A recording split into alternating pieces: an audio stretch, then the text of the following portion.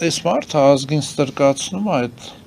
իբր երկրի ներսում թալան չի անում, երկրի ներսի թալանը թողել է մի այլ խմբավորման, ինքը իրեն ավելի մեծ թալանի է, ասենք, ներկցել, այս վարկերը գալիս է, այսինքն նա զբաղված է արտաքին թալանով։ Ցա տալի, որ ինքը երկրի ներսում թալանի մասնակից չի, դա հներն էին, դա քրեա օլիգարխներն են, բայց այդ նույն փողը, որը որ տրվում է Հայաստանին վարկեր, նա դա է վերցնում, հասկանում եք, այս 5 միլիարդ կամ 9 միլիարդը Հայաստանն է վճարելու, որտեղից է վճարելու,